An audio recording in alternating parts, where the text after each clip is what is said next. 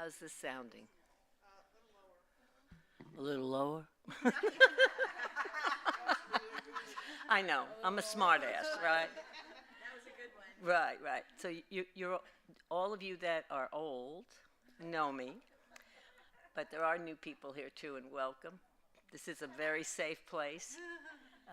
This is a place where everybody loves everybody, and I have been honored to be your president for I don't know how many years.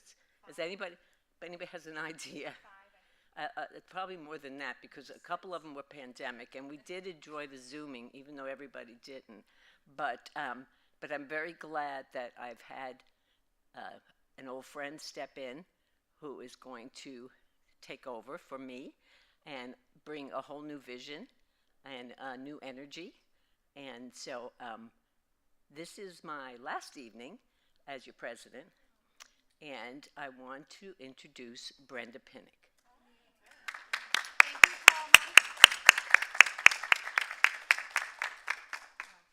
Thank you, Palma. For someone with little feet, I have big shoes to fill. Yeah, I went over to Palma's house a couple weeks ago just to paint and hang out, and I left saying yes, so here I am. And I want to start off by acknowledging the amazing job that Palma has done in the last 6 years. We'll say 6, 7. You know, the meetings were always fun. They were always good. But then when she came in, she brought it all up to a whole new level. She had a great vision and is capable of delegating and brought in some people that were very qualified to help. And we're so lucky. Thank you, Palma. Amazing. Thank you. Love you. So tonight I'm so excited about our guest. I'm like a little giddy kid, you know. It's like looking at all these little pieces of candy up here. I can hardly stand it. Christina, and I want to make sure I say the middle part, Lorendi Havens, and I'm just going to go ahead and read the short bio. She's a full-time professional artist living and working in Woodstock, Georgia, just north of Atlanta. Christina earned her Bachelor of Fine Arts with honors from Buffalo State College. Her education continued on a full scholarship to Texas Christian University, where she earned her Master of Fine Arts in painting, publishing her master's thesis titled Blurring the Line. Over the years, Christina has been privileged to work with multiple esteemed art museums and galleries, including the Albright Knox Art Gallery in Buffalo, the Kimball Art Museum in Fort Worth, the Peninsula Fine Arts Center in Newport News, and numerous local galleries as well. For many years, Christina co-ran a successful art studio and gallery in downtown Woodstock. I remember that. Christina has taught artists on all levels in a variety of media and almost every subject. Her work has received numerous awards, including several Best in Shows, People's Choice Awards, and Purchase Awards. Christina also won a national contest to join the Da Vinci Wine Company as a, quote, storyteller in 2013. She traveled with a photographer, a videographer. Thank you. Dang, I knew I wasn't, yeah. A chef and a writer to the Tuscany region of Italy, where the group got an exclusive look into the rich history and beauty of winemaking, and were tasked with sharing the stories of their respective mediums. Locally, her work can be seen at Northside Hospital, where she created 6 custom paintings for the new facility in Canton. She also has 16 saints on display at Our Lady of the Mountains in Jasper, Georgia. Currently, she's working on 2 of the largest commissioned paintings for a new hospital in Gainesville, Georgia. Last year, Christina earned a top spot in one of the biggest years in the Portrait Society of America's history. They received over 3,000 entries from around the world, and her painting of her niece, Anne-Marie, lying in the grass, was in the top 50, earning her a spot on stage at their 25th annual conference. This year, that same niece proved to be her lucky charm again when Christina's painting, Halo, made it into the top 20 out of over 3,000 worldwide entries. Her painting was on display at the annual conference, and it was one of the highlights of her career. In over 20 years of teaching, Christina has seen over and over again just how valuable drawing skills are to master. Even those with natural talent in this area need to nurture and refine their skills with continual practice. Drawing skills in black and white are the foundation for all other forms of two-dimensional work, as well as a vital skill for sculptors. Mastering value in black and white and then getting into intimately no color is how Christina has evolved in her own work and encourages everyone to do the same. Welcome, Christina. This is going to be a great show, everyone. Thank you. I guess it's all downhill from here. As you can see, I did my own slides. I don't even know how to capitalize my own last name. And I had a quick question right before we started. I thought you spelled your name with a Y. So one of the things that, and when I say we're going back way to the beginning, that's me sitting on my mom's lap. And when I found this picture, I was like, well, there's a color wheel in that book. So remember the little golden books? So we found the root of the problem. But I did inherit my artistic talent from my mom's side of the family, and that side of the family is Polish. I'm also Italian. I think my chubby knees came from the Polish side. The personality came from the Italian side. It's a big mess.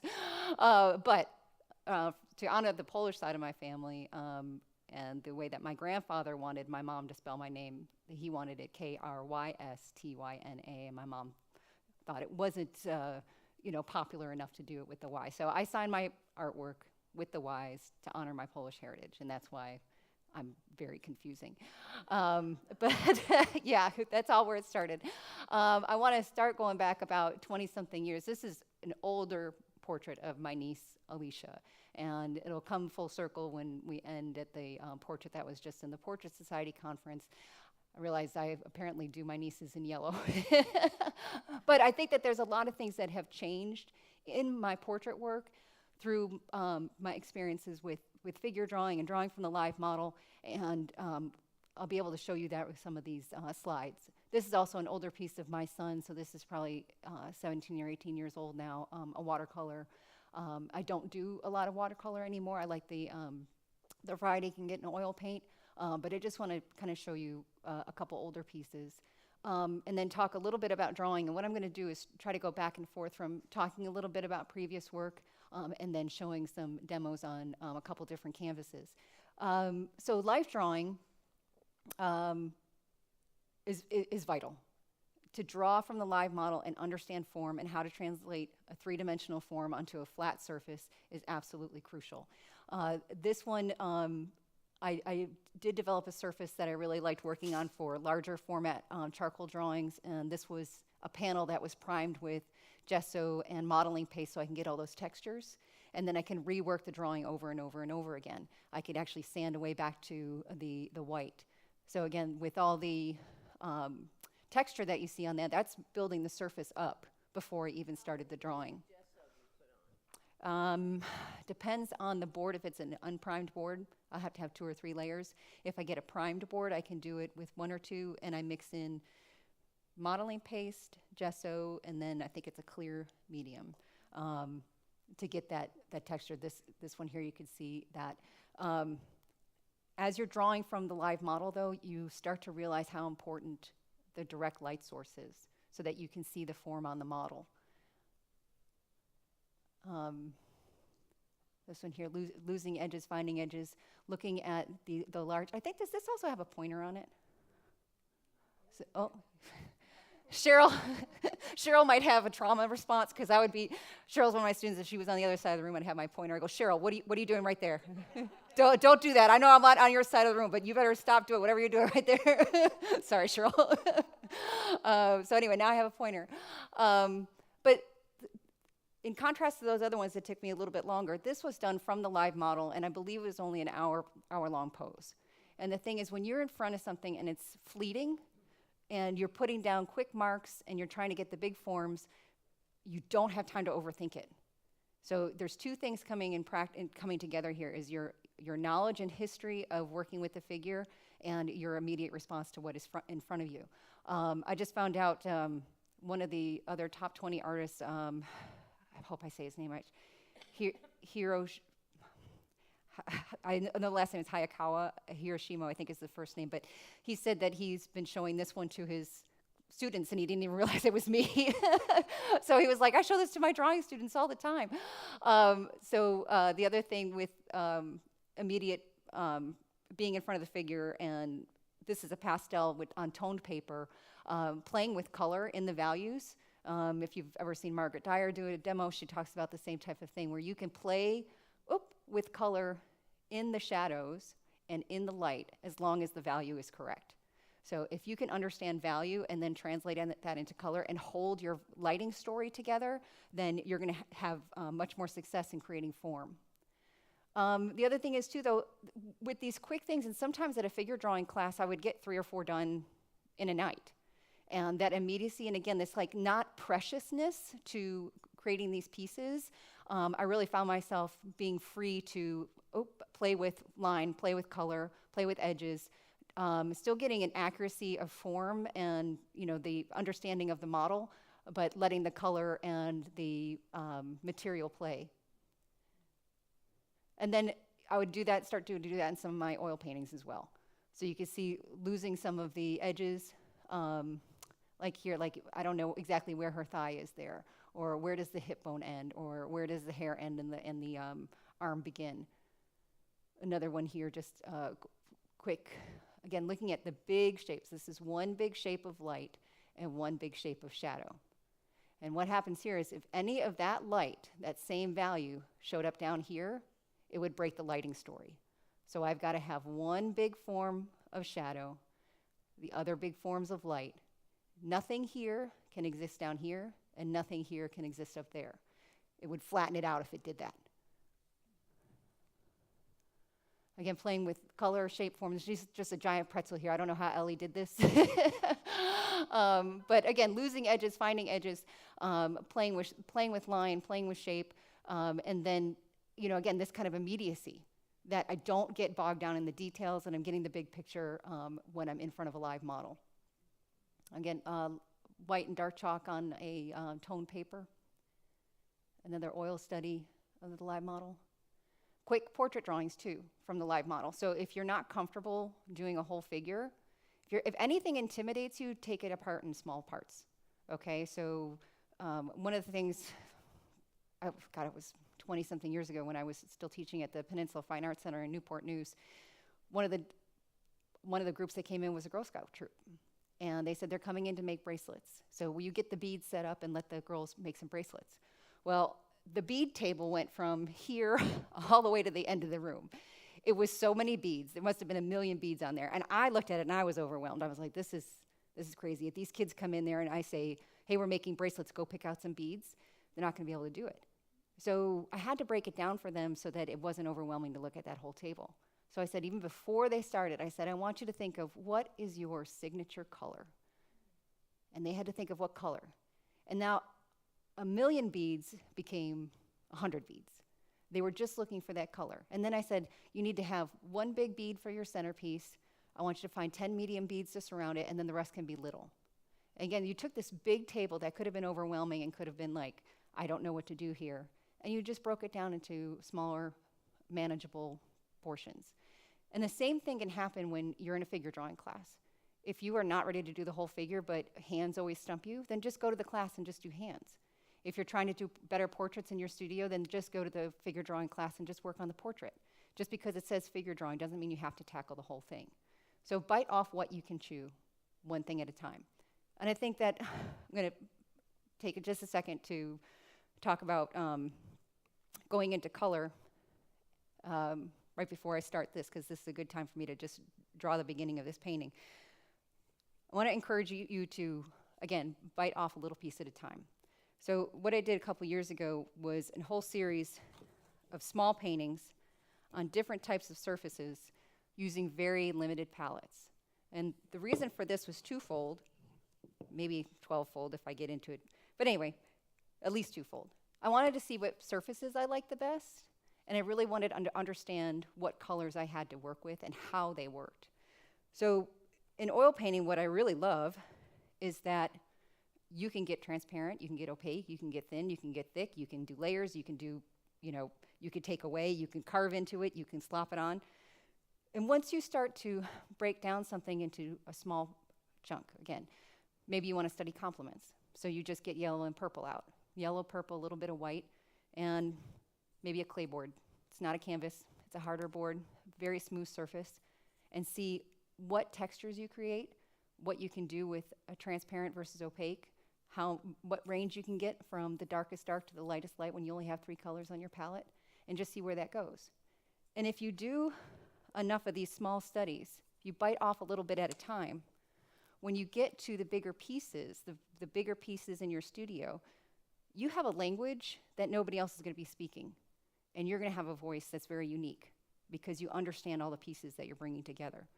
So like when those drawings that I had earlier that had the unique surface, that was something that was the language I wanted to speak in that drawing. And I figured out what surface created that, the right foundation for what I wanted to put on top, and it made something unique. Bite off a little bit at a time. So looking at this and looking at translating it into painting, what I did there is very similar to what I do when I start a painting on canvas or panel.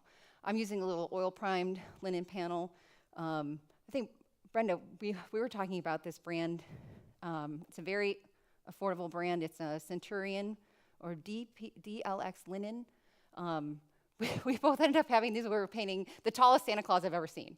How tall was Santa Claus? Like 6'7"? Yeah, he was like that tall. Tall and skinny Santa Claus in a red suit. He was really sharp looking. But anyway, I had brought this little tiny thing, and Santa was this tall, and Brenda's like, here, you need a bigger, the same panel.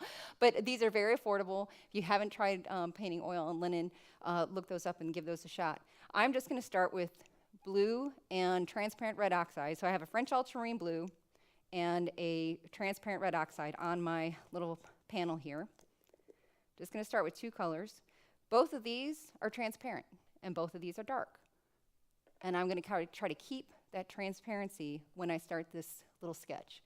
So much like what I did up there, I'm going to look for shapes and not details and see if I can get his likeness blocked in. The combination of blue and brown is something that a lot of artists will use to, I don't know if we can put this up on the screen, Lindsay? Okay, yeah, we can switch it up well, just so that we can get that on. Okay. Don't fret. No worries.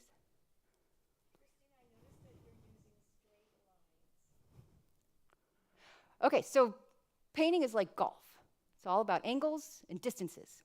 So we are getting angles and distances first. I tried to have this printed pretty close to what my canvas size is. You can see that okay? Okay, good. Okay, so there's a couple things that are really beneficial to cropping your photo to the same proportions as your canvas. Number one is I can look not only at the subject, but my negative space.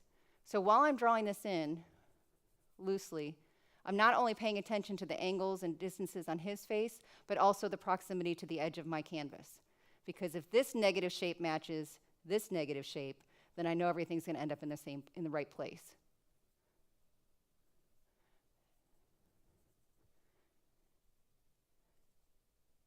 Now, if you've done gesture drawing before, you know how quickly things will move around. And if you can look at big shapes and get them in right away, you'll have better luck from a live model.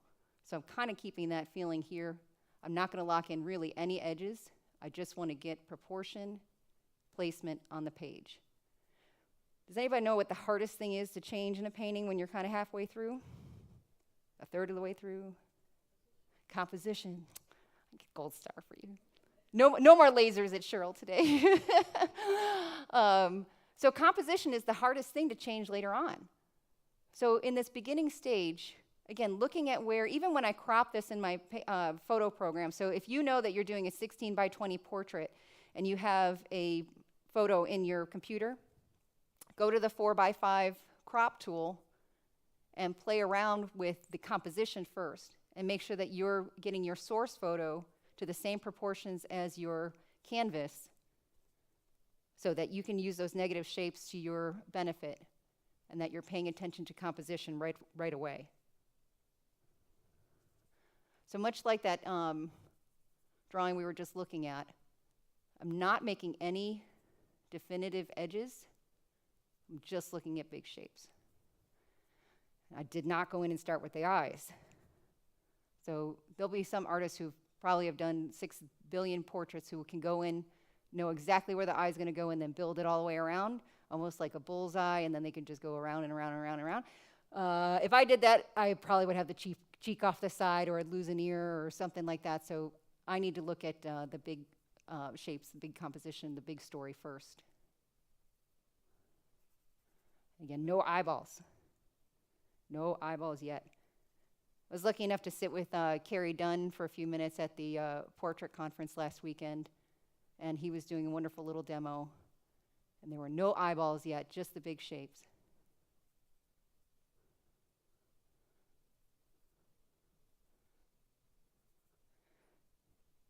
So again, if you want to start with a limited palette and play, a really, really easy limited palette is something in the blue family and something in the brown family. So a French ultramarine or the transparent red oxide with an ultramarine blue is a great way to play with warm and cool temperatures right from the beginning. Just kind of lock things in.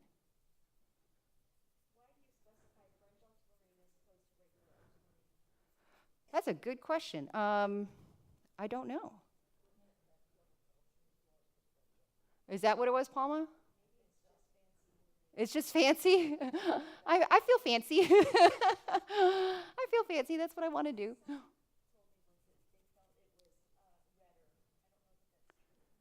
So that's an interesting point to bring up right now, is even if you play with French ultramarine in one brand, another brand of French ultramarine could be very different. I actually really like the transparent red oxide in Rembrandt. I've tried transparent red oxide in other brands, and they tend to be a little grainy, or they're not quite the same warmth or transparency. So again, these little types of studies, if you give yourself a small task, say, I really want to understand all the reds. How many Brenda said she has 40 tubes of red paint. Does she really know how intense every red is, how transparent versus opaque every red is, how much orange is in each red, how much blue is in each red? So she could get to know her reds just by saying, I'm going to do a series of apples, and every time I do an apple, I'm going to use a different type of apple, a different type of red, a different type of surface. I'm going to try starting opaque and going, with glazes, or I'm going to try transparent and then adding my highlights on with opaque paint later. So again, if anything seems overwhelming, break it down, play, and then when you go to something that's more complex, you'll have all those tools at your disposal. I'm going to play just a little bit more on this one. I'm going to set it aside. But I just wanted to show that really the way that I start a painting is very similar to how I would work in a drawing. And if you could get big shapes first, you can get your composition locked in, you can get your placement locked in. And if you can play with transparent first, you can't go back to transparent later on in the painting. Once things start to get covered, it's very hard to go back to making something look transparent. And it's such a beautiful element to oil painting. I love when I get up close to, like, any of the finalists at the portrait convention, anything here in the Booth Museum, something that looks good across the room is one thing. But then when you get up close to it and you just see, God, this guy really, or this woman, really, really knew how to play with paint, really knew how to play with the transparencies, really knew how to get a glow from underneath, really knew what would happen if they layered yellow first and then put the purple shadows over it, or started toning everything in cadmium orange and then put the blue sky over it so they had the cadmium orange coming through. I went to grad school with a woman who did encaustic, so that's where you mix wax in with paint. And she layered with a lot of intention, because the second part of her artwork, the first part was layering all these wonderful colors, and the second part was carving in paths that she would find, like footsteps, mark making from animals that would walk around her ranch in Texas. So she was trying to recreate some of the patterns that she would see in the dried earth. And so she was so intentional with how she layered color in the encaustic, because then she would reveal the color when she scratched into it to mimic the mark making that she would find on her ranch in Texas. And I found that so inspiring to be thinking about how one layer is going to affect another layer, is going to affect another layer. So again, if you, if you're a sky painter and you prime your canvas with a bright yellow, that's going to come through, and maybe at a sunset painting, you need that bright yellow coming through the blue paint. Can't really add yellow into blue without going green, so how can you get that warmth in the sky? You could start with yellow as a layer underneath and add the blue.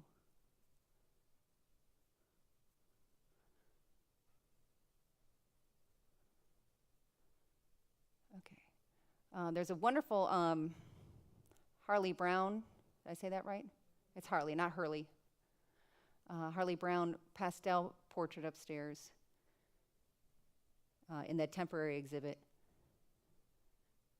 And he's got a beautiful treatment of the mouth of the male.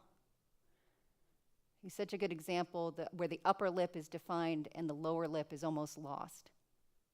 You can really make a mouth look cartoonish by outlining it. So a lot of times just getting this shadow underneath, getting the corners, can give you enough of a feeling of the mouth without having to go in and outline a lip. And that could be a downfall, because really anything that you outline completely is going to start to look flat and cartoonish. So losing some edges.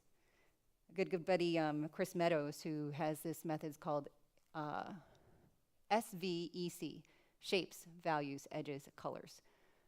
So if you look at shapes first, look at value, play with your edges, and then add color. That's the order of operations that you should think of as you're creating any type of painting. Shapes, composition, values, what's your lighting story? I can't tell you how many times I looked at a painting and I'm disappointed because I don't know what time of day it is. I don't know what the mood is. I don't know what the atmosphere is like. And if you watch a show on Netflix, if you watch a movie, if you watch a series, a lot of times I'll have to turn one off if it's one note. Like a Hallmark movie where everything is joyful and everything is colorful and everybody's very on the surface. I like the ones that, as soon as you turn it on, like Game of Thrones, the story of fire and ice. If it was a Jon Snow storyline, everything was cool and green and had these blues and grays. And if it was Daenerys or the dragons, it was yellow and there was oranges and it was in the sun. So they're telling you about the characters because of the lighting story. So when you're walking through the galleries or, it's funny if you're working on something in your studio and then you come to the booth, like for me, I'm working on grass and it's driving me nuts. And then all of a sudden, all I see when I come to the booth is how they handle grass in every different painting. So it's funny, again, bite off small amount and process that little bit at a time.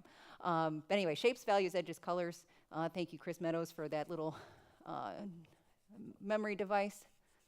Could soften some more of these here. So anyway, this would be how I would start something like this. And just getting the big shapes, drawing it in much like I would do from a live model. Let's go back to, can we go back to the slides, Lindsay, really quick? Now, who is in charge of holding onto the remote? Were you? It was Cheryl, wasn't it? Oh, okay. Another example, just like how I would start a painting. Looking at, there's really no super defined edges. Again, if you look at the mouth, the upper lip is more defined, the corners of the mouth placement, and then the bottom lip is really defined by that shadow underneath. And again, there's looking at the eyes. Whites of the eyes, very, very tricky. If you want to look at somebody who always gets the white of the eyes the right color, Daniel Sprick.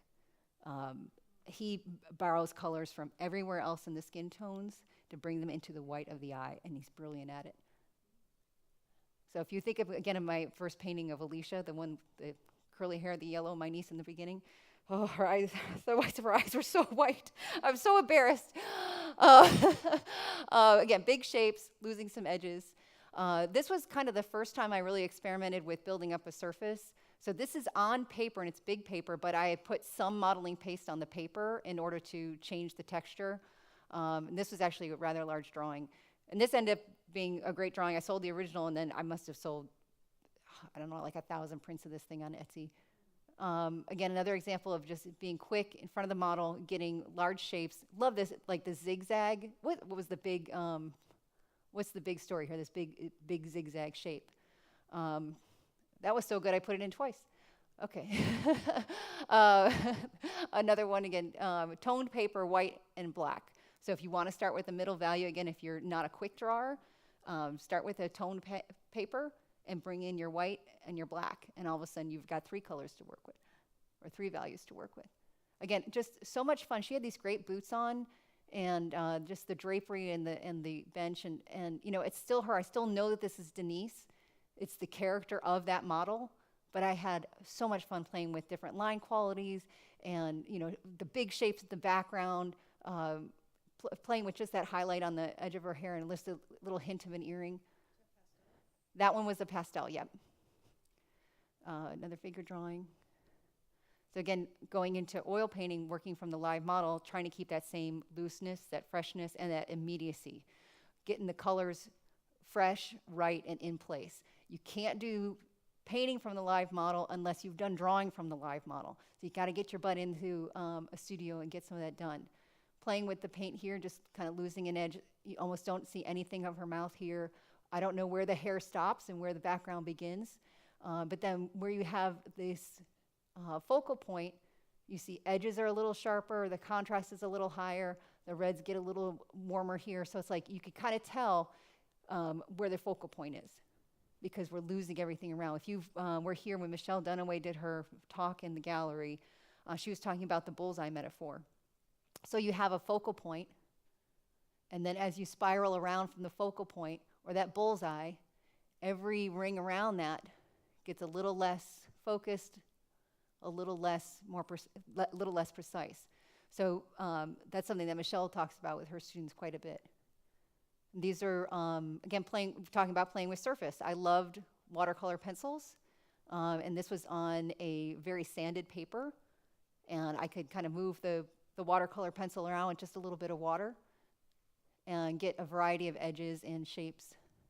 And then this is an oil painting, playing with merging that, just like my thesis show talked about, where I was blurring the line between drawing and painting.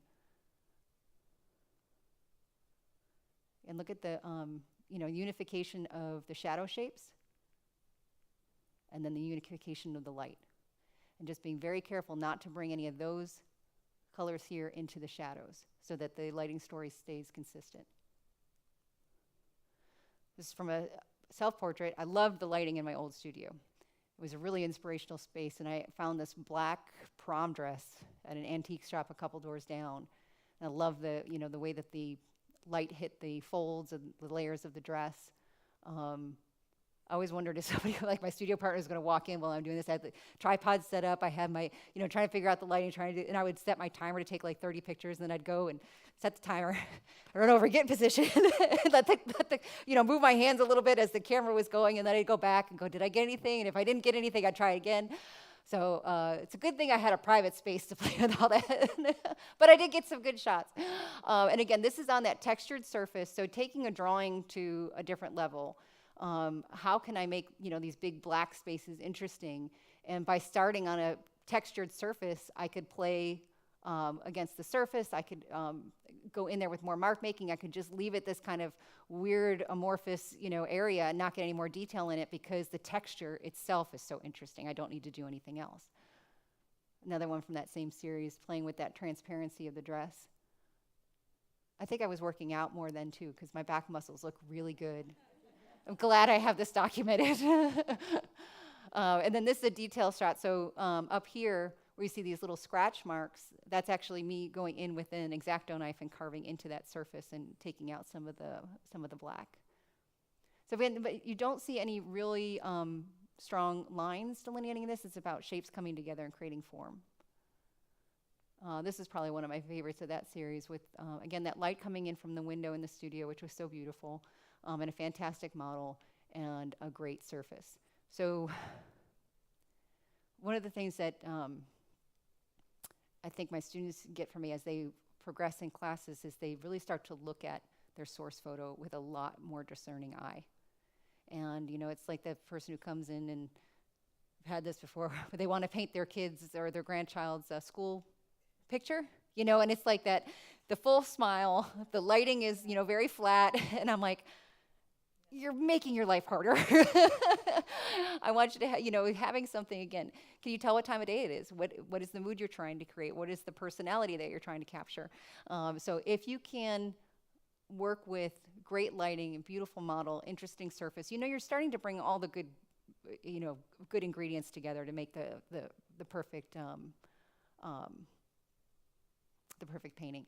This is a really good example. I've got, I was able to sit and work with this model in person. Painting a portrait from a live model is completely different than painting from a photograph. So I want to show you what the photograph looked like. So you see how blown out that color is?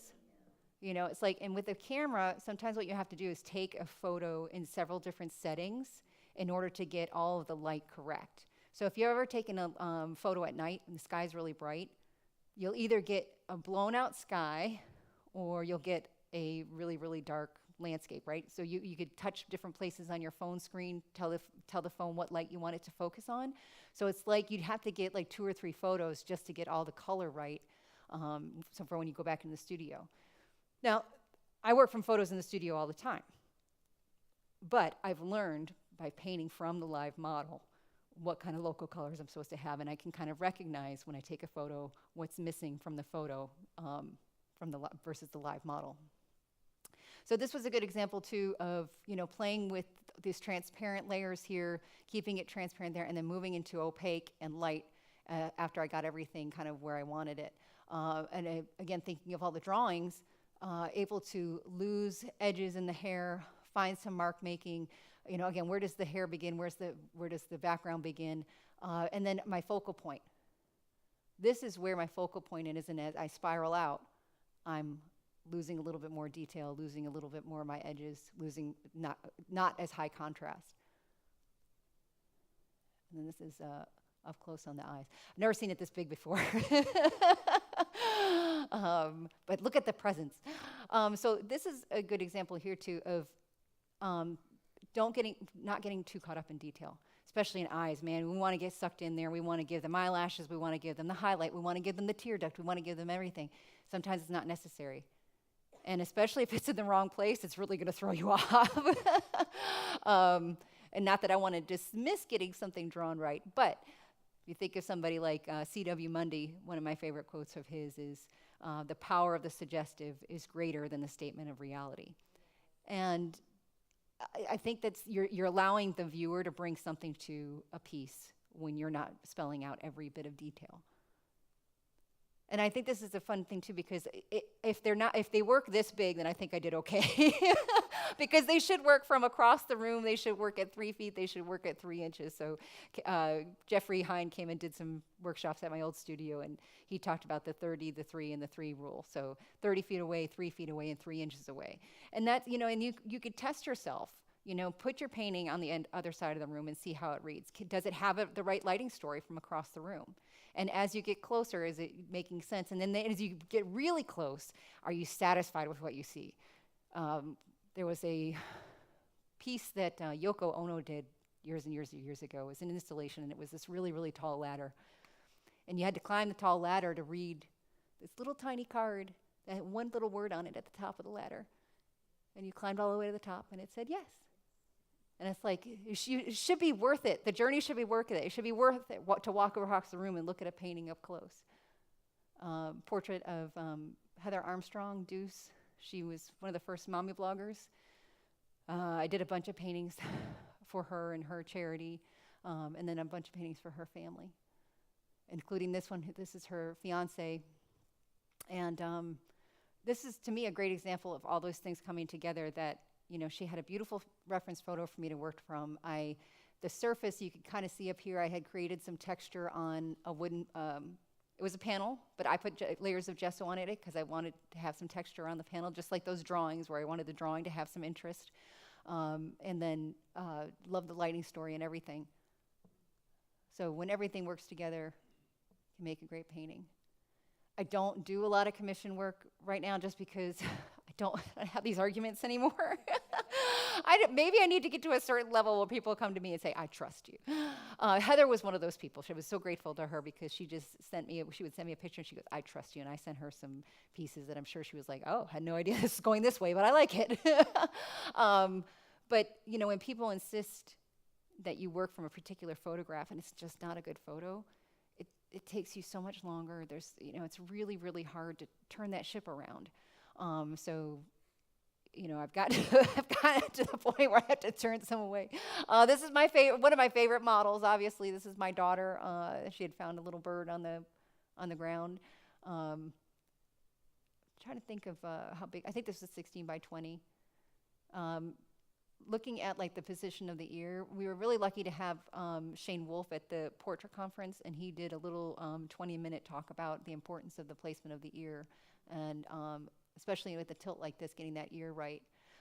Again, looking at transparency versus opaque, losing edges, finding some sharpness here in the hair, and then the focal is really her face gazing down here. And then this is another one of Ari. So this one I stained with that transparent red oxide, which is a really, really nice warm color. And it worked well for this because she was actually wearing orange, and then she had this wonderful reflection underneath. Small. I think this is 9 by 12. It might be 11 by 14, but it's not any bigger than that. Don't be afraid to work small and get some good studies. Don't think you always have to be doing 16 by 20s or 20 by 24 or whatever. Do some small studies and really figure it out. So the whites of my eyes were getting better here. Darker value, they're setting in to her head a little bit more. And I really enjoyed just this mark making up here. Again, thinking, and I think this was 3 hours on a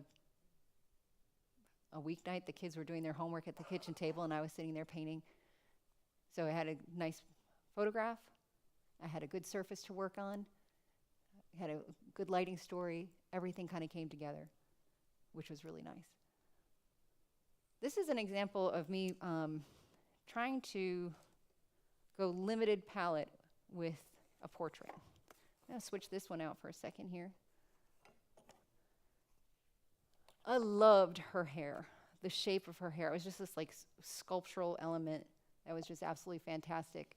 That palette is, let's see if I remember correctly, I'm going to say it wrong probably, Iranthidine blue, something like that. It's a really, really dark blue. And then I probably had my rose, so a quinacridone rose, and then some opaque white, and there might be a little bit of transparent red oxide in her face, but not much.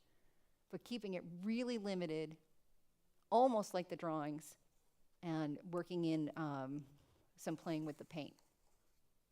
So I started this a little bit earlier today just so I would have it a little bit drier so I can go in with some opaque on top.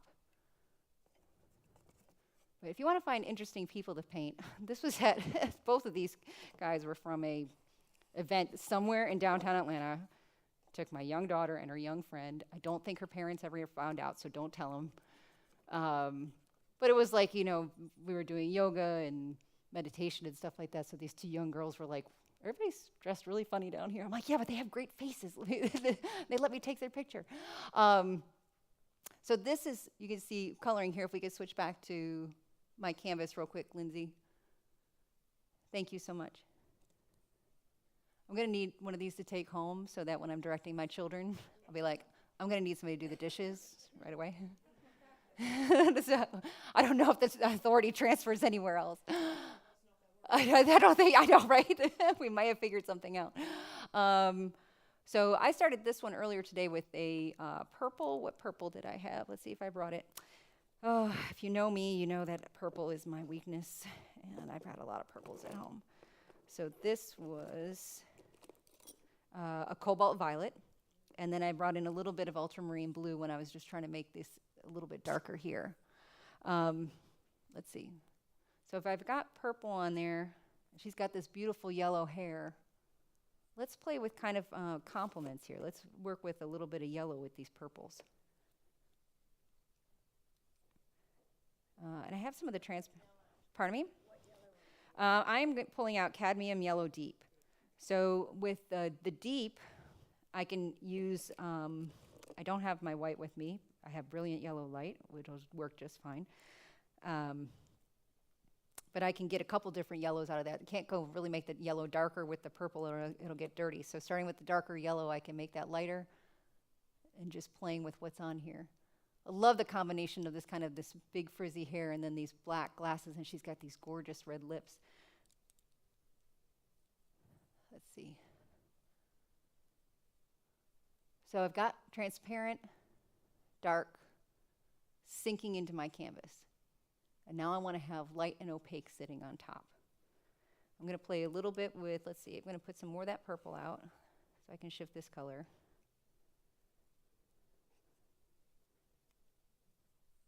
There's a really pretty glow underneath her hair. And I'm going to bring just a little bit of my transparent red oxide, a little bit of my yellow, and a touch of this purple, and see if I can make a color here. And I only have an orange thinner on my palette, or on my tabouret right now. I did not bring any oils with me, to mix in. And I really like the, it's called Eco House. I'm looking at Cheryl like she's supposed to fill in the blank, like a bad Family Feud episode. Fill in the blank. Eco House. Eco House thinner, I work in my home. I can't have fans going, and I could have the window open if it's not the middle of summer in Georgia. But if you are in an area that's not really well ventilated, Eco House thinner is a really, really good choice. It smells like citrus. It's all natural. I actually like it as a thinner. I think it works great. It dries pretty quickly. Again, talking to Carrie at the convention, and we were sitting with in the booth for Chelsea Classic Studios. They have a lot of natural thinners, and he was using one when he got kind of stuck in a situation where he's at his dad's house and had to work in his bedroom. So he's like, I didn't have any ventilation. I had to find something natural to work with. Please, please, please do not work with turpentines or anything when you're oil painting and in a closed room somewhere. Take good care of yourself. So I'm just playing with some of these darker shapes, not going in and drawing individual pieces of hair. Don't do that. Okay, big, big, big shapes. And she's got great hair to play with that.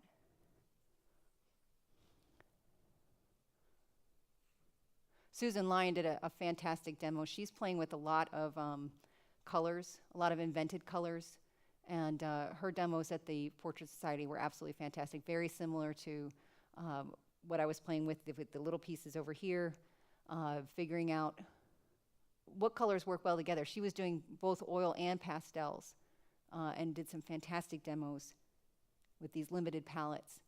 And there's something very freeing about it when you're not like trying to get a perfect likeness. That you can really play with the paint. Sometimes it could read the wrong way, like it's almost like a cop-out. Like, oh, I'm just going to make it painterly, and then it doesn't matter if it's quote-unquote right. But I think there's a beautiful balance to be achieved with knowing anatomy, being a good draftsperson, being a good at capturing a likeness, but then also being able to play with paint. There's some of my favorite paintings. Absolutely delightful with the paint, not just a good likeness. So I'm just playing over here. This is a really fun long comber by Rosemary. It's almost impossible to get something super precise. It gives you this really loose application here. It's funny, I'm kind of back and forth. I'm watching myself paint up there when I really should be watching what I'm doing down here. Oh my goodness. So you see a beautiful face that you think, oh yeah, I want to paint that. Yes, and it took me a long time to get comfortable talking to people and just saying, hey, can I paint you? Or, do you mind if I take your photo? Now it's a lot easier because you can pull up your phone and say, this is me on Instagram, this is what I do. Can I take a couple quick photos? Do you mind? Often they'll follow you right away so that you can keep them posted. So several of the paintings that I have here tonight that I'll show up on the screen in just a little bit are from Instagram accounts, photographers, people who work in fashion or, are promoting something else, but they're also really, really good at taking great photos. And sometimes we'll ask first, sometimes I'll, it's better to ask forgiveness than permission kind of thing. Always, always, always credit the source. So if you're looking for things to get inspired by, looking for things to practice from, don't hesitate to practice from something if it inspires you, but if you share it, always give credit where credit is due. And then, you couldn't take something like that, and print it on a bag or do something commercial with it, but practice, practice, practice as much as you can from wherever you find inspiration. And then even if you just find somebody who you really like their style and it might inspire you how to pose your model or what you're looking for, if something speaks to you, take a minute to figure out why and say, how can I bring that into my studio? How can I play with that in my own work?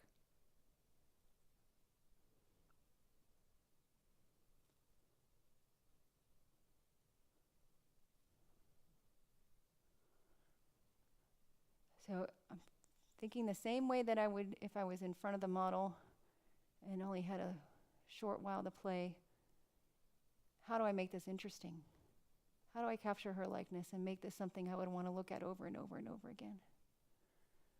Paintings that you could figure out in the first 30 seconds, those are some boring paintings. I want something that every time I look at, I'm going to see something different.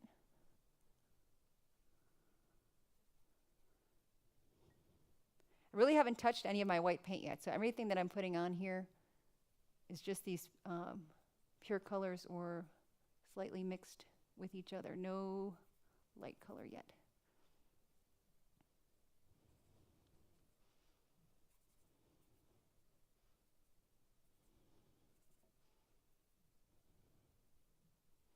This is very similar to how I was working at the booth event as well when I was painting the Indian, or the gentleman in the Indian costume. So I can see right now, you see how this is jumping out so much, that ear, because I haven't really touched it?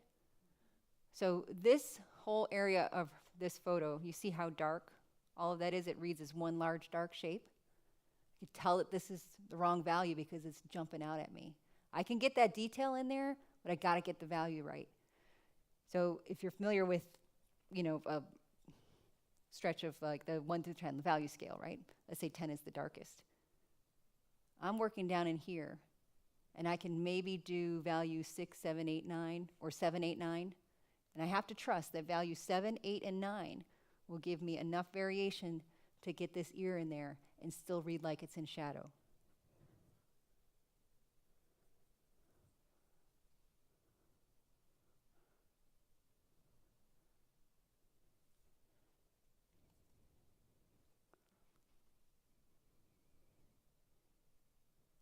Brenda, can I get a time check? Where are we at right now? 5 minutes to 7. Okay. Okay, awesome. All right, let me see. All right, so as soon as I toned that down, it all made more sense. I can go in there and get the details a little bit clearer if I want, because I've got the flexibility. Nothing is really locked in so badly that I can't back out. What's the worst that can happen? We can put more paint on it. That's the worst thing that could happen. Isn't that great?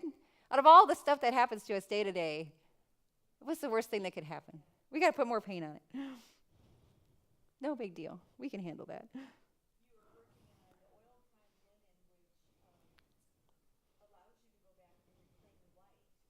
Yes, this is very true, and that's a really good point. Really good point to, as far as like learning. So let me see. I want to bring this. Well, she's got the camera over here. So these little clay board guys, So like this is, let's see. Okay, so you can kind of see that on, all right. This was so much fun to go back to the white. And yes, you can rub it off. You can use, a brush with a little bit of thinner on it. So these clay boards, really, really nice to get the back to the white. This is the same prime, and get that, that level of painting done and still get back to the white if I need to. Often you could just take your paper towel and dip it into your thinner, or you get a brush that's a little stiffer, put some thinner on it, and you can go in and clean it off. So I'm glad you mentioned that right then, Brenda, too, because playing with your primer is something else to do. So if you've never tried an oil primer, try an oil primer and see how that is, and then try wiping things off versus an acrylic primer or a primer that has a little bit of grit to it. There's all kinds of different things out there. But your style is going to lend itself better to one over the other. And it doesn't have to be a big expense to try it. You can get almost everything in a sample size, or order a bunch of sample sizes from Raymar or who was the other one? Like Artifacts. They've got a whole bunch of different ones, and they want you to try them. So they've got figure out which one is like. If you're always battling the texture of canvas, but you like making detailed paintings, why are you doing that to yourself? Figure out what smooth surface could allow detail to flow better. I had a lovely chat with Allie Kavanaugh, who's a fantastic watercolor artist, and she was showing me some of the ways that she preps her surfaces for watercolor. And she had two very different surfaces she was showing me. And she said, the aqua board, which is already prepped for watercolor, is what you want if you want detail. And then she was showing me another board that she would prep with a watercolor ground, which I didn't even know watercolor grounds came in a bottle. But she figured out what worked best for her new body of work, which is much more flowy and more loose than her earlier detailed portraits. But she's working from the ground up to work with the language that she wants to speak with.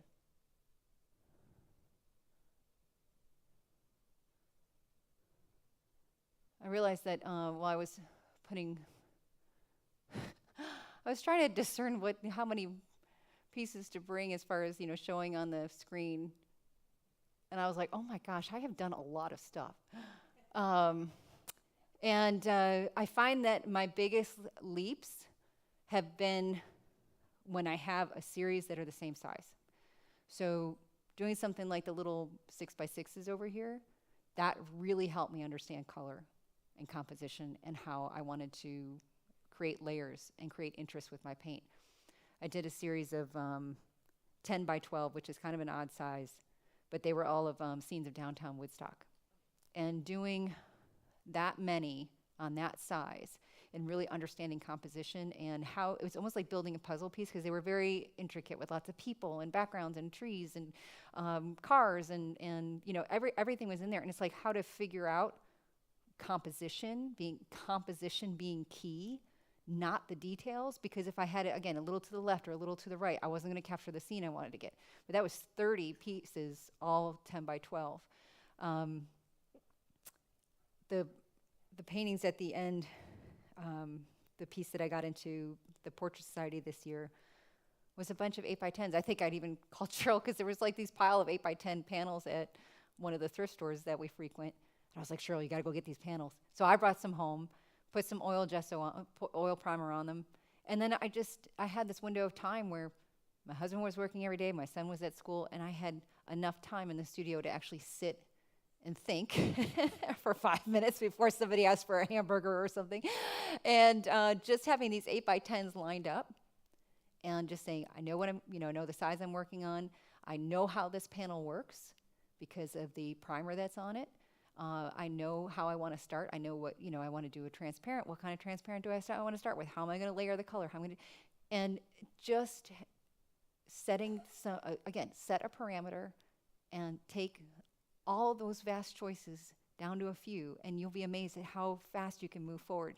If you're overwhelmed by choices, it can be crippling. So limit yourself in just a little bit, little ways, and then really explore it. Don't abandon it after one try. Do a bunch. You will learn a lot. And then if they don't work out, you do what? Paint over it. Brilliant. It's like a no-risk situation whatsoever. All right, I'm going to bring in just a little bit of opaque so I can play with some of the skin tones. Let's see. I'm seeing some purple up here on the top left, so I want to play with that first. Of course I am. You know me so well. Transparent red oxide is a really, really nice neutral tone to play with for almost any skin tone. And it was a big, big change in my work. I had been taught in undergrad a skin tone formula, which was alizarin crimson. I'm going to block it out because I hate the color now. No, yellow ochre and white. And that's what I grew up with. That's what I quote unquote grew up with. And I always had this kind of dull quality to my skin tones. And then about 10 years after grad school, I finally had the time to go and do a workshop, and I took a Casey Ball workshop. And oh my gosh, it was like I was learning how to paint all over again. My drawing skills were still there, but I'd never really focused on value as much until I took Casey's class. And then he taught us how to do skin tone using that transparent red oxide and white as your base color. And my skin tones completely changed.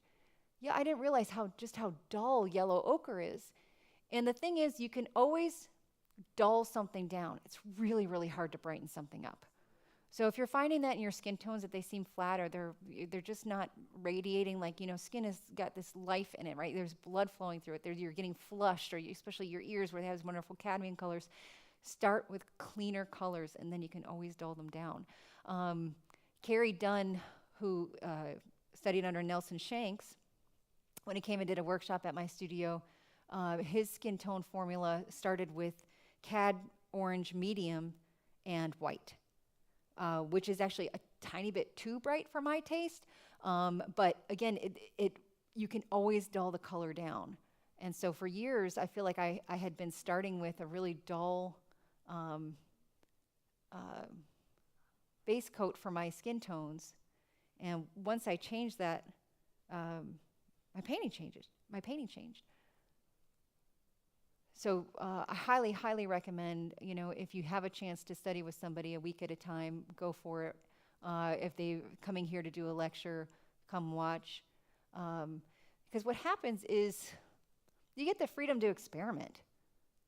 I loved, Kwang Ho was up on stage doing a demo at the Portrait Society one time, and he talked about going into Daniel Sprick's studio.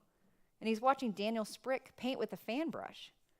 And Kwang Ho was like, I didn't know you could do that with a fan brush. And it was like he had to give himself permission. Seeing somebody else experiment gave him permission to go back to his studio and experiment. So, you might not get all of life's answers, not like now where I'm giving them all to you, but, I mean, in every workshop you go to, but even if you're just given permission to try something new, then it's worth it. So I know I'm being probably clear as mud because I do like to have a lot of synaptic misfires when I'm talking. So are there any, did I gloss over anything that anybody has a question on? Or okay. I could talk and paint. If my back was better, I would do some swing dancing for you too.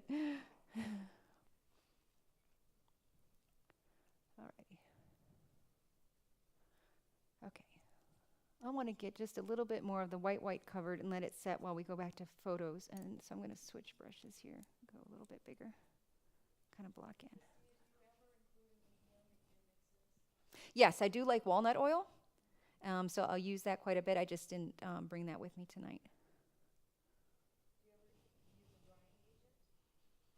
You know, I haven't in a long time. I was, again, something else that had used in grad school and then realized, like, oh, this is not so good. Was liquid. It did help things dry, but whew, that was a strong smell. And I think over the years I've become much more sensitive to strong smells, so I don't like using that anymore.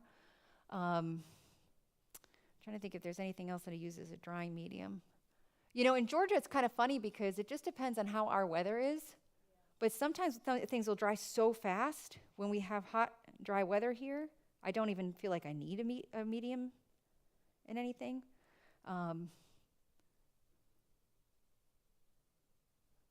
No, I don't really have anything else that I kind of play with. Just the walnut oil. And walnut oil does not seem to dry too fast. I don't think it makes anything darker. I think it works really well. Just want to get this all kind of covered here.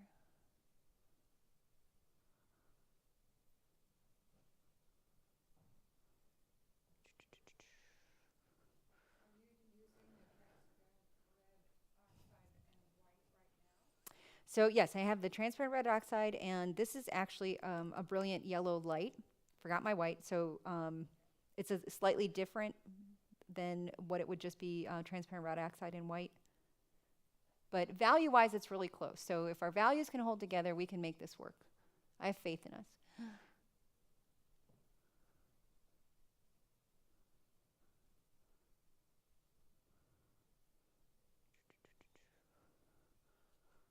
Get that little bit of yellow in here because that's making it jump.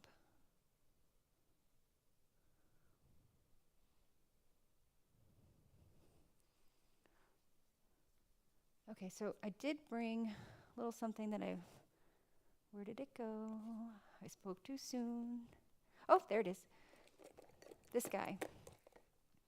This works really well on panels, either, the linen on panel or the a gessoed board, but playing with mark making, I just want to kind of lose some edges here. Well, this is kind of in the early stage where I can just play a little. This is a squeegee brush. It's a rubber thing. It has a really nice edge. If you do anything with like buildings or anything with sharp edges, you can tap your edge here. And, if you need to, let's see, she doesn't have any really, I can play with an edge here maybe. You can make just that line right there, just tap it in and get the edge of the glasses. It's a little long, I'll have to play with it. But I also just like to pull this out and kind of play if I want to lose an edge somewhere. Just move some paint around, get some happy accidents going on. So the glasses are a really fun thing to play with because they're solid, they're sharp, they're dark. How do I do that in a painting without making them cartoonish? I have to break up those lines. If you think of a cartoon, the reason they read flat is because they have the same dark outline all the way around the drawing. Flattens it out, two-dimensional. So if I left those black, flat, and consistent, would not make a very good painting. It would start to look cartoonish. So I've got to break up the lines. I've got to lose them somewhere, maybe find them again in other places.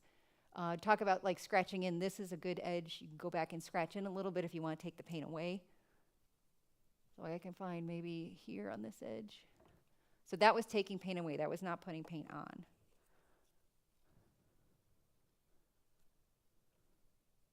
Lose that a little bit. My old studio partner, Anne Luttrell, mentioned one time that to do eyes, never make the eyes the exact same as far as how refined they are. And I think that's a good tip as well. I don't think she came up with that. I'd like to give her credit for it, but I think she read it somewhere else. But I think it's a really good tip because you don't want that deer in a headlight look. So even if you are painting somebody that's looking right at you, making each eye a little different. And so something like this, if you feel like it got too refined or there's something quite, just being able to go and just soften it just a little bit, put it into the background.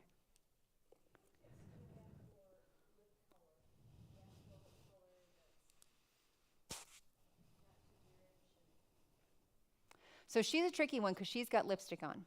So she's got this really bright, vibrant red, which I absolutely love, but not an after lift color. So like if I'm looking at the white of the eye, and if you look at, again, like Daniel Sprick's a great example, he picks the colors from what's happening around it. And I think that's very similar with lip color. It's also very, very personal because sometimes somebody with really, really dark skin can have a lot of purple undertones in their lips. Sometimes more of a peach undertone. So number one, you got to get used to your colors, right? You got to practice with your colors and see what mixes with what. And then even, a white could make it different, right? Like the transparent red oxide tonight is behaving so differently because I'm using this bright yellow instead of a regular white. And just get to know what's on there. And then the other thing, always, you got to get it up there.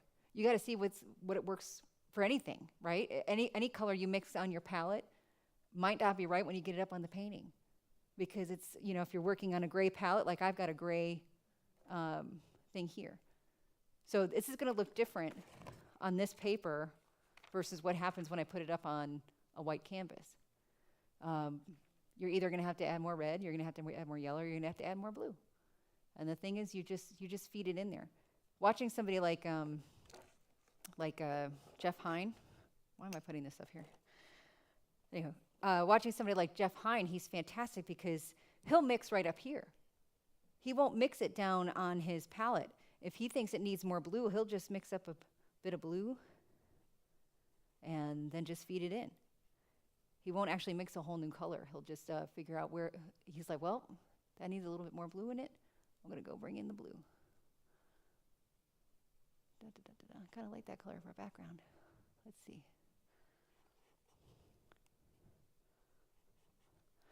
So does anybody know why artists will have like a whole trail of color on there? Like, well, they'll mix dark blue, medium blue, lighter blue, all the way down on their palette. Why do they do that?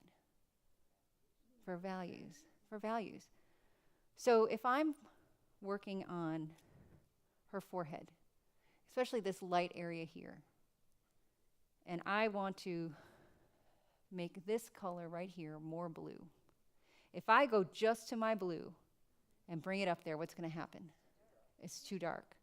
So if I know I want to go blue in her skin tone, right there, I've got to mix a blue that's the right value first and then feed it in. So I've got to get closer to the value. What's interesting is that's kind of medium, and then this is a medium gray on my palette. It's very high contrast in the video, but I'm getting the blue closer to the medium gray that's on the palette because this is more of a medium value here, a little on the light side. And then I can mix this in to my existing skin tone. It won't change the value, but it'll shift that chroma, okay? So if somebody says, well, it's not blue enough, don't just go to your blue. Create the correct value blue and then put it up there. And that's really, what all your skip-a-step colors are. So if I just came in with red, yellow, and blue, and then, slowly did gradations and mixing all the way down the palette, I could. Or you can have things like your ice blue and your lemon yellow, white, and stuff like that, and have all them pre-mixed. Plus, it's more fun to have 41 color, right? So, mm-hmm.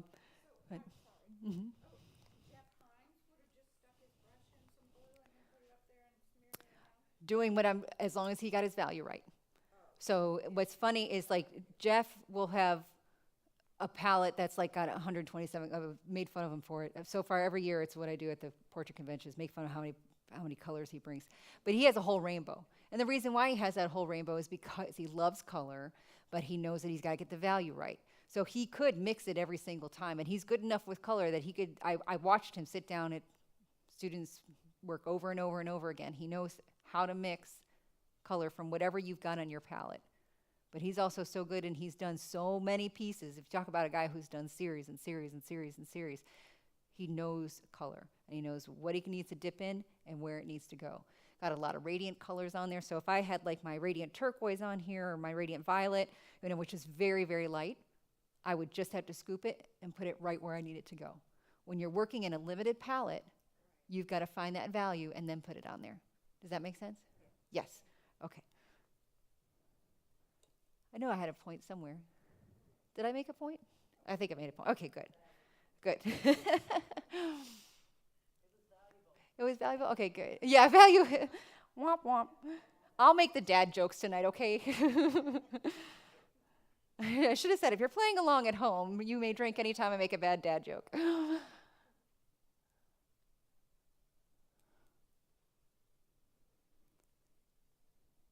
And you know, what brings us back to this over and over, I mean, what brings me back to it over and over again is that just when you think you figured something out, there's something totally new to tackle and to understand and to explore. It's never ending, never ending. Absolutely, that's exactly what keeps me painting.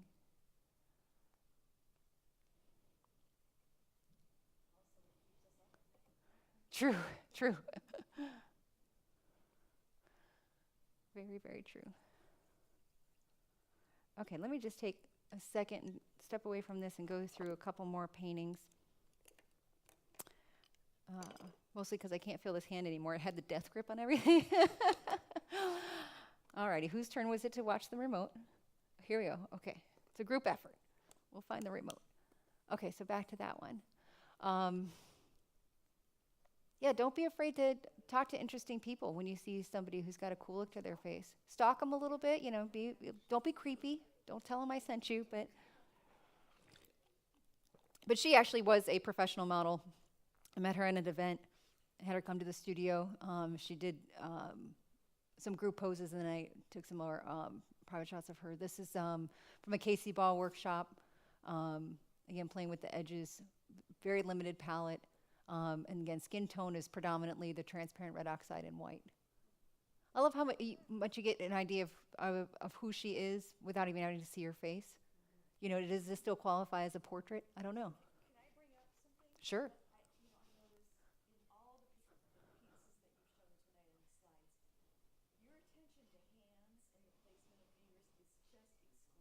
Thank you. Thank you. A lot of personality will come through the hands. I was a dancer for a long, long time. Again, part of my thesis was exploring dancers in the figure. I was very, very lucky all through undergraduate and grad school that I think almost every semester I was in the live drawing studio. And I paid attention to hands a lot because it's how you speak on stage as well. You know, I mean, in all of that, a lot of my undergraduate work dealt with the figure and the formula of ballet especially, and paying attention to hands. It's a fun detail of Devin. I was going through pictures you've painted, Devin. Devin, just that great presence, great curly hair. I love the way it catches the light. In curls, very, very important to be catching the light where the light is hitting the high points. So you never want to take a stroke and go all the way down the curl because it'll flatten it out. And again, the power of the suggestive is very important here. This is monstrous. I can't believe this is big. This is a scary, scary. Pardon me? In real life, much smaller. I think this was maybe 18 by 24. It was a little bit bigger than 16 by 20. And even up close, like there's not really any sharp edges.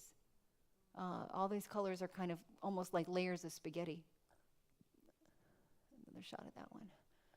Again, look at, if they're these deep set eyes, if I had done literally quote unquote whites of the eyes, would have been totally thrown off, right? Because the value, them being in those eye sockets deep set with the light overhead, you've got to have the darker values in the whites of the eyes.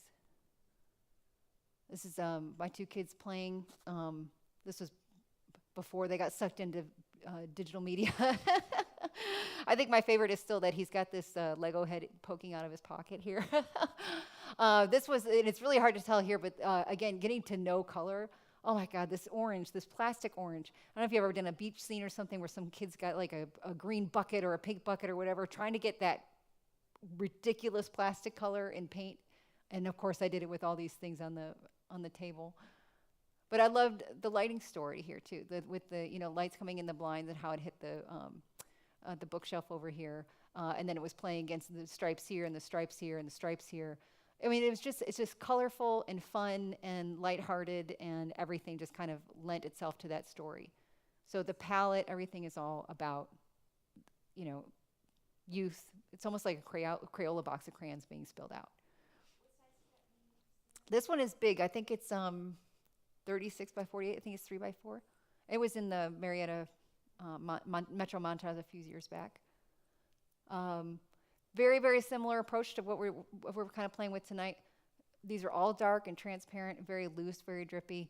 And then where my focal point is higher contrast, sharper edges, more opaque paint. Loved like just this hint of her hair up here. She just had this massive pile of dark curls. But you really don't need it to know that every curl is there. This is a good example too of playing with the edges on the lips. Like if I really went in there, I don't know if I could tell you exactly where the edge of her lips are. And this is up close. So again, hopefully when you get up to a painting, there's something satisfying about it. There's something magical about it. Like, okay, from across the room that looked like an eyeball, and I get up close, and it's just a couple brushes, strokes of paint. This is another good moment too to pay attention to what that value needed to be there. Even though it was a highlight in her eye, you don't have to go to white all the time. You can find a beautiful color to get that little bit of reflection. And again, talking about like a lighting story, we've got this cool light coming from the side so we don't lose that edge, and then this warmth in the middle. This is what, again, a very early one playing with a very limited palette. So this is on canvas, but I think it had been painted a couple times, so I've got a couple layers on there.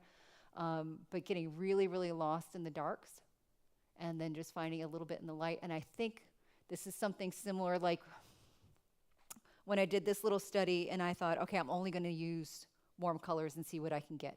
So my palette only had cad red, alizarin crimson, and yellow, I believe were the 3 colors I had on my, and what can I do with that? So I had the value range and I just had to keep it kind of tight. So this is something similar, but just with a rose instead of an alizarin and a cadmium. Something like this one, like this is my daughter sitting in a hot tub. And there was an orange light that was on, so then everything became orange.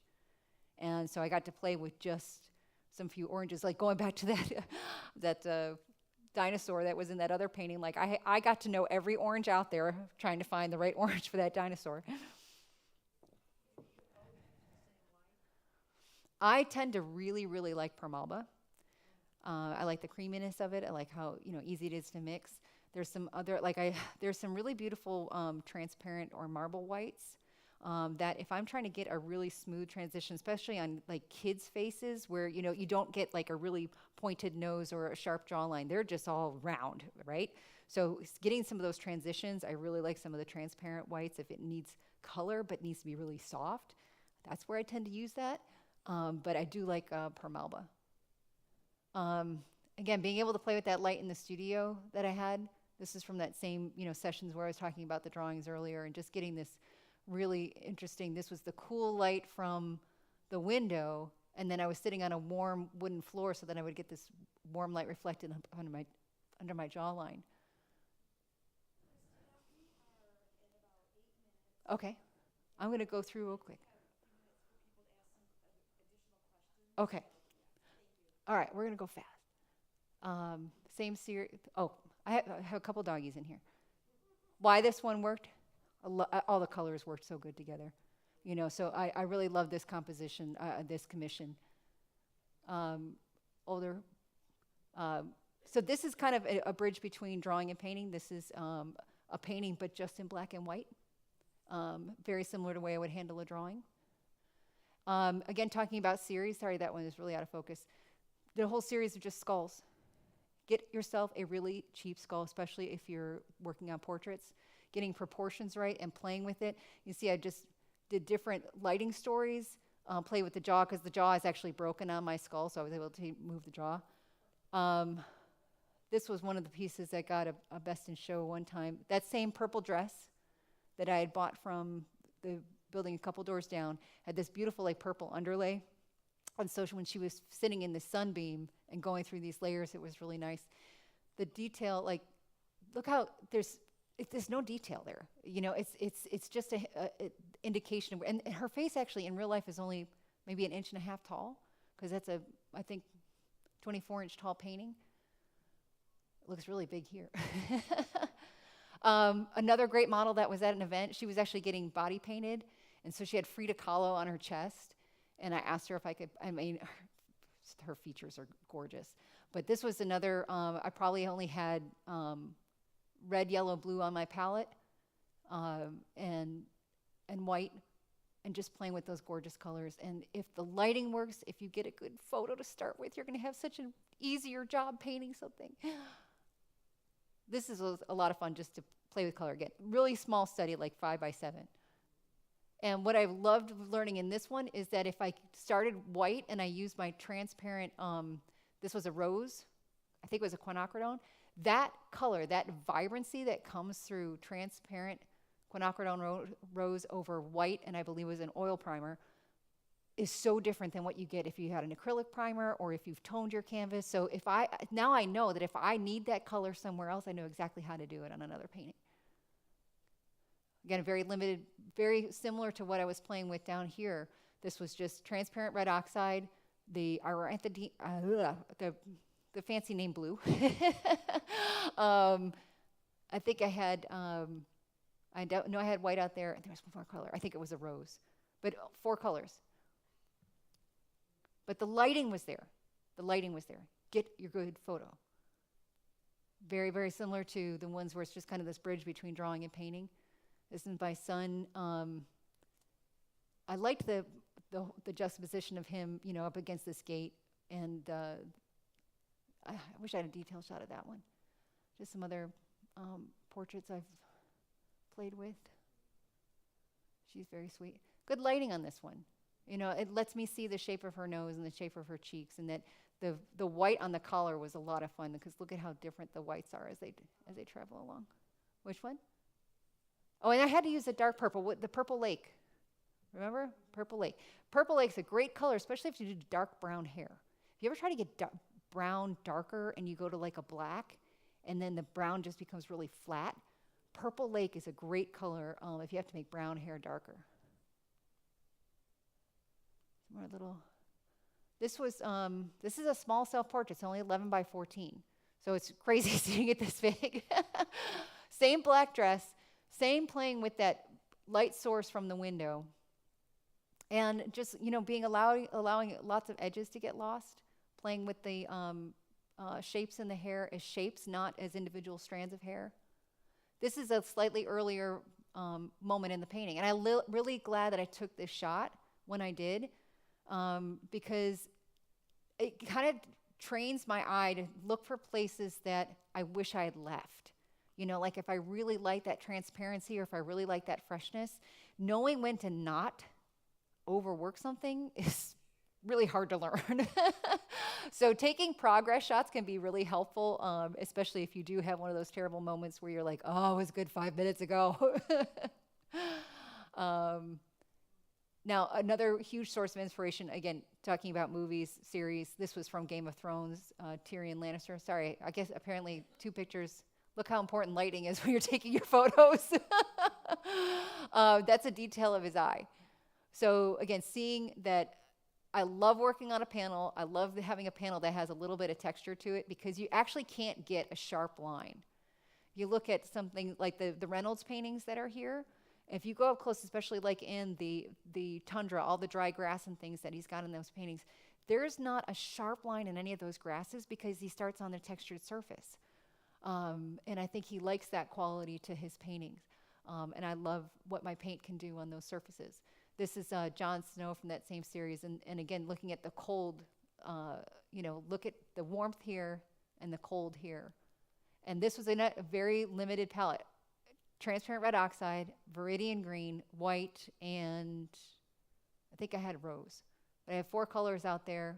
I think, maybe the 4th was black. But anyway, very, very limited. Everything worked together, because, and this is just a screenshot.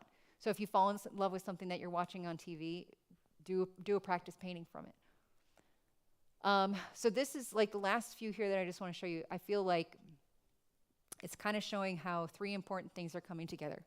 Number 1 is the foundation, is that I really practiced drawing from the live model a lot. We're talking 5 years of undergrad. Don't ask me why there was 5. 5 years of undergrad, 2 years of graduate school, and then lots and lots of figure drawing at my studio and other people's studio as well. So I had a lot of practice. So I have the foundations. I have an understanding of color. I have kind of my gut instincts, you know, if you can teach somebody to do cursive, but you can't tell them to do cursive in a certain way, right? They're going to have a signature style. And then an emotional attachment to something. I had this stack of 8x10s, just wanted to paint, and I just said, I like this, I'm going to paint it today. I didn't overthink it, I just went for it. This guy, I loved his dreadlocks and the texture in his hair. And then this is, again, up close, looking at especially the color in the whites of the eyes, and that the two eyes are not treated the same. This is a lot of palette knife work, and I probably also had those little spongy things out too that I was playing with.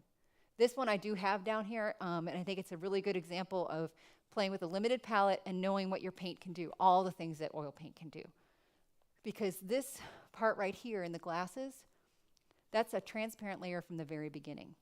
And I could not get that same luminosity if I was trying to add it on layer as a thick paint color. It would read completely different. It would not feel like a transparent glass. There's probably somebody out there who's brilliant that can do it. But I really love like the transparent quality of the paint here versus this edge of the white shirt. And I only had, I think it was a cad red, French ultramarine blue, and I believe this is like an Indian yellow. So I only had 3 colors in white on my palette and could do all of that. This is just a guy on Instagram. I liked his page. I thought it was he's got a cool style, and I just did that painting. So there's a detail of that one. Again, on that palette, on that real, like that stroke right there would look totally different if it was on a canvas. So doing the panel was really led to the painting language working. So this is a canvas, and can you see the difference in that? Like, sometimes the canvas will be fighting the paint. Yeah, it has a totally different texture to it. And some artists like it, like the Turpanings that are upstairs are on canvas. And he uses that canvas so beautifully. And if you haven't seen those in the temporary show, you've got to go up and look at it. That's Boo. This is just a real quick kind of play-by-play of how I did this little girl in a red coat. Again, I just saw this on Instagram, and I saved the picture for probably about a year. And then just one day I was like, I've got this panel that is big enough. It's just right for this photo. So again, looking at the eyes, the difference in how they're treated. So this is a little bit sharper. And then this highlight with the purple instead of a white, this highlight with the blue, that highlight with the green.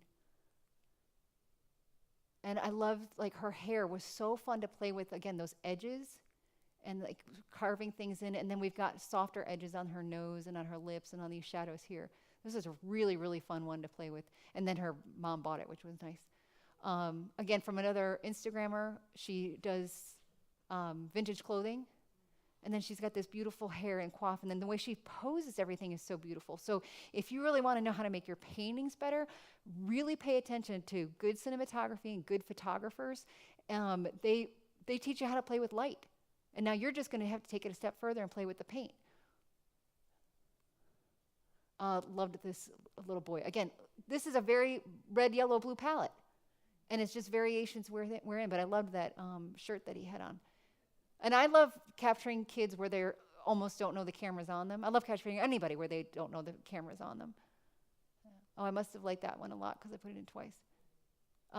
So this is just, again, a recap of the same way that I would be working on these paintings here in front of us today, just slowly building up the layers. This is on oil-primed panel. So there was a lot of being able to move things around and change things without it soaking into the surface. She was a lady I met at the portrait convention. I just loved her style. But again, 8x10, but look at how much paint you can play with in these little moments. Big paint. And that, I mean, that's an eyeball. It reads like an eyeball, but you get up close and it could be a little abstract painting of something else. Maybe it's a sailboat. We don't know.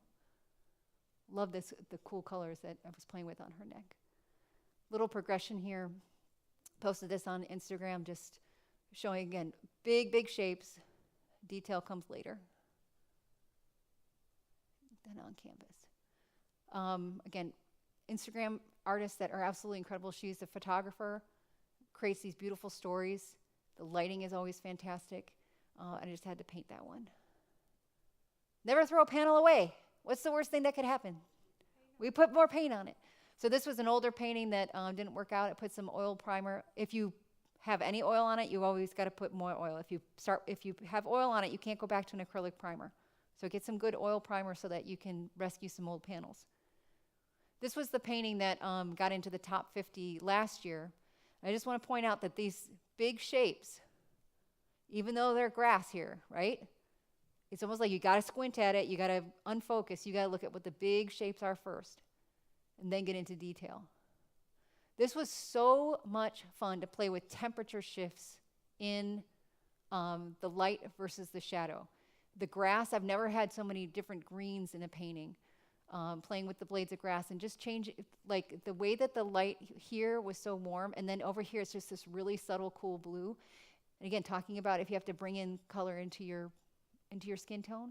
If I had brought just plain French ultramarine into that skin tone, it would have darkened it, right? So I had to find the right shade of blue to feed it into that skin tone so it goes cooler but not darker.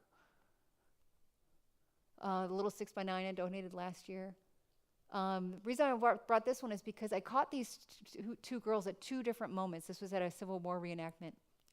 And to make my composition, I had to take the two girls from two different photos and put them together. So photo editing, very, very helpful. This was the composite photo. And this is the painting. I always hope when you go back and forth that the painting is better than the photo.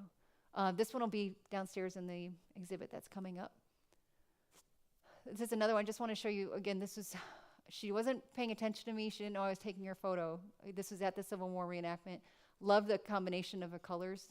But then look at where they ended up in the painting, like how the colors are almost amplified and played with.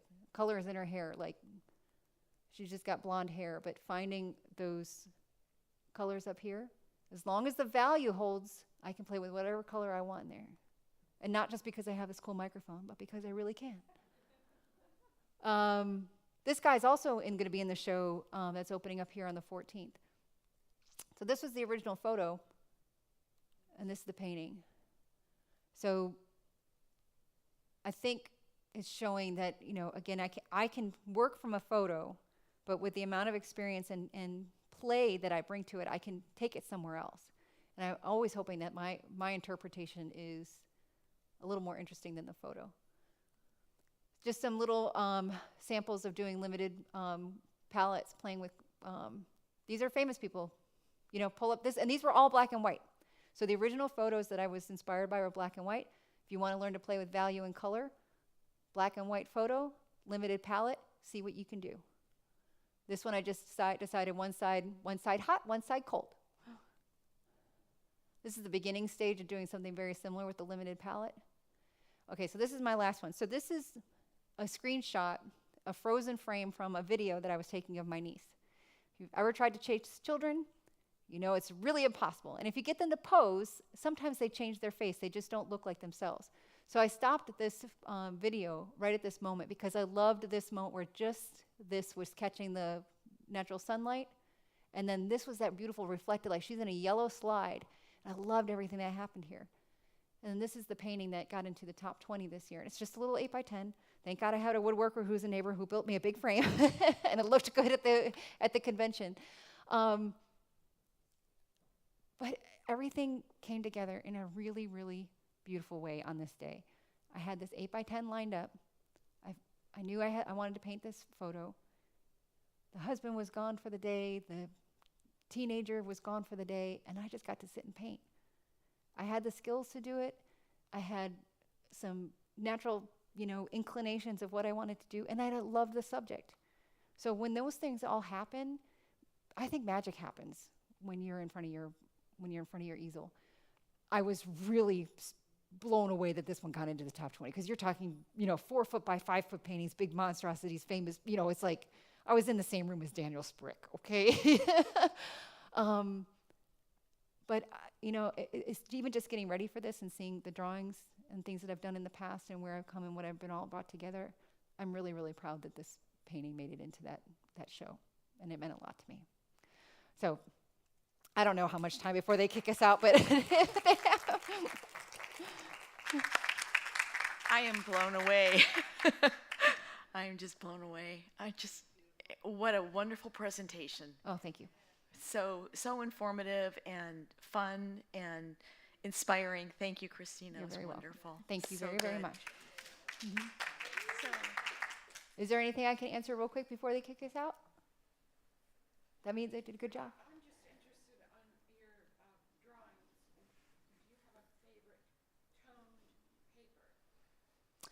It's been a while since I've actually drawn from the live model. There, I think the name of the one I was using a lot was called Color Fix, if I remember correctly. They sell it in individual sheets. It's got a slight texture to it, and it comes in a lot of really pretty colors. So that's why I don't go in the drawers at Blick anymore, because I spend too much money on paper. Are all your paints Rembrandt? Oh no, I'm not loyal to anybody. Yes, I play around when it comes to paint. But I mean, there are certain ones that I really like. So again, when you get to know a color, like that transparent red oxide, very different in other brands. So I like the Rembrandt one. I love our alizarin crimson in Winsor Newton. For some reason, like even, higher quality or higher cost paint, that alizarin crimson is my favorite. Certain students know I've taken colors away from them if they're very dull and they dull down their paintings. Again, you can always tone something down. So if you only have a limited amount to spend on paint, get the brightest, cleanest colors you can find, and then you can always, knock that down a bit. When you're starting with dull color, again, like that, I was using yellow ochre in skin tones. And it's a very dull yellow. So why were my skin tones not as bright and fresh as because I was using the wrong formula for what I wanted. Why weren't you using just like a more saturated yellow? It was just what I was taught, and I, was not venturing out from that formula that I was taught. And I think that's a really important thing to remember when you're trying to find your own voice as an artist, is to work with multiple people. Because what will happen is you'll become a derivative of just one artist if you're only studying with one person. So I just didn't try anything else. Didn't even think about it. I'm a rule follower, I guess. Mm-hmm. All right, well, thank you. Please look me up, email me if you have any other questions. I really appreciate all being here. Thank you. Thank you so much. You're welcome so much. It was great. Okay. I think Cherie has left.